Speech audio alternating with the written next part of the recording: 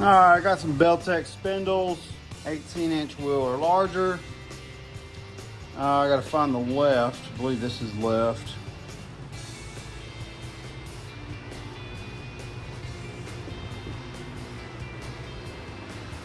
Here's the factory.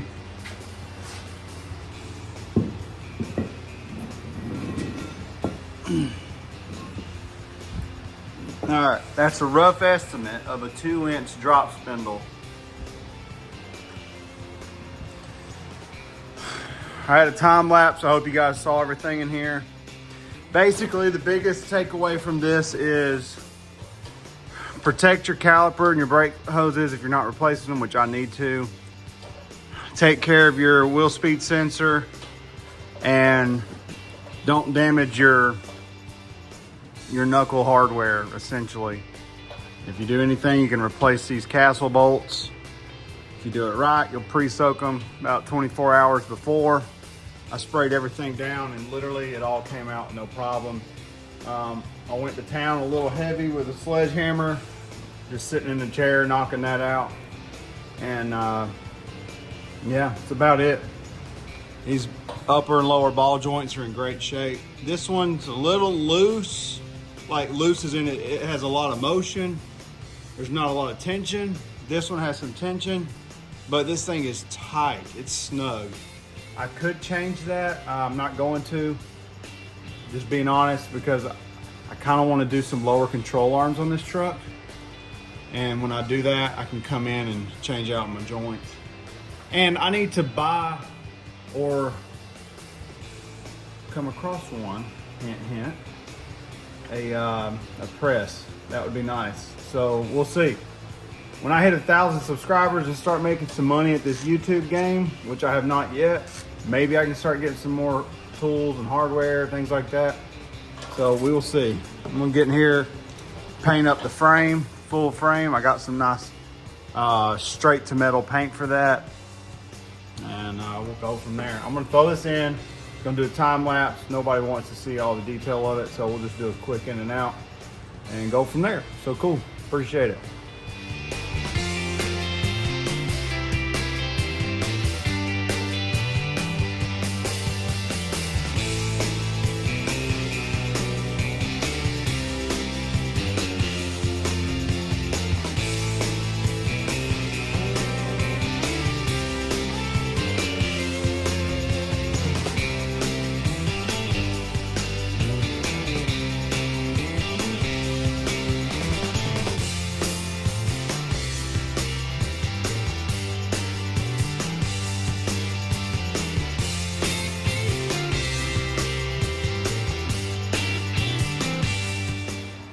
All right, next thing to talk about, this Beltec spindle kit has been flipping this tie rod in.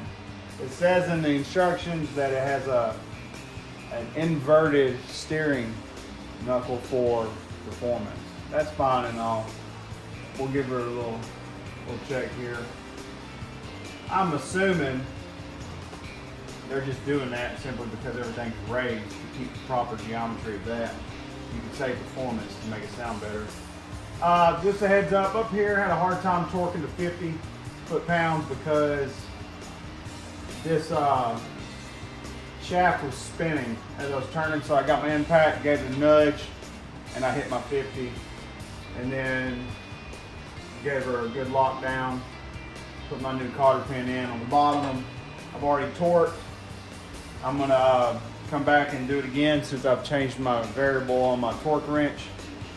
And then I'm gonna double check it. That's a good technique. If you wanna just triple check yourself, set your torque wrench, torque, go bust another nut on a different spec, come back and then bust that nut on your actual required torque spec. That way you're just double checking yourself. There's old techniques. People say don't store these torque wrenches with them caught. Unclock them, let them relax, and then go from there. But I'm gonna try that. I ended up taking these dust shields off. I feel like these are good in certain applications. I'm gonna say not this one today. So they're getting out of here. This is kind of a dry rotted, crusty mess there. But yeah, we're gonna do this. I'm gonna work on taking this nut off. I'd really like to measure these wheels just to see how close this is from center. Maybe I'll do that real quick. Who knows? Maybe this 18-inch Lightning wheel has more clearance. I don't know. I doubt it. So, all right, give me a minute to do that. Clearance, clearance. That's what we're working with. And that's the problem with the bolt. So I'm gonna be honest with you. I'm just going to grind that off. And then I'm gonna reuse my castle bolts. And I will be throwing, well, I might not be able to use a castle bolt. Maybe I will. I'm gonna try it. I'm gonna try to use a castle bolt, see if it clears. And then we will throw this thing on here and see. I don't have internal weights on the inside lip. And that might be what they're trying to clear. I will say this, 18-inch wheels, whatever size you got, that inside hole may vary. The face of the rim, you know, may always be 18. I think it's actually 18 and a half. So, yeah, your inside barrel is a different diameter, and that might vary depending on how the wheel's machined, because it's just your inside lip that they're getting that measurement on. So hey, that's that. I'm not going to try to cut that whole thing off. We'll grind it, and then we'll recalibrate, see how it goes. But if you want to talk about clearance, that knuckle is close, very, very close. Pretty impressed with that. Man, it's gonna be looking good. Woo!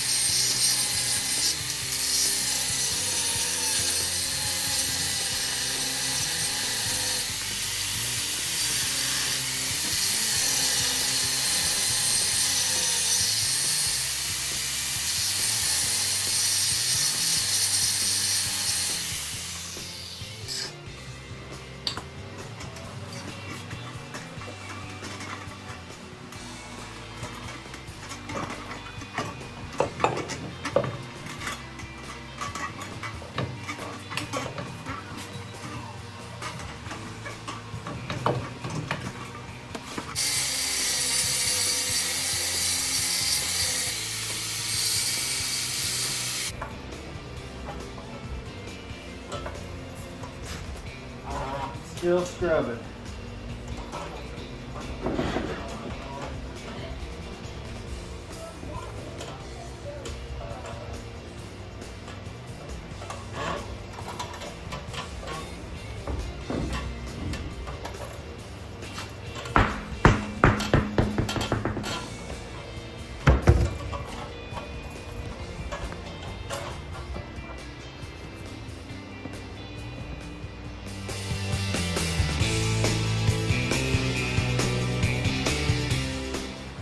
All right, boys and girls, she's on. I was able to retain the factory castle nut that uses a cotter pin, which was critical to me, versus just hoping that the other one wouldn't back off. So there is our clearance. Look at that.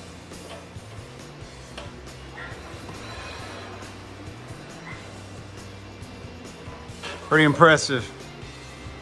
You can see the 2-inch drop of the knuckle. So this is gonna be massive.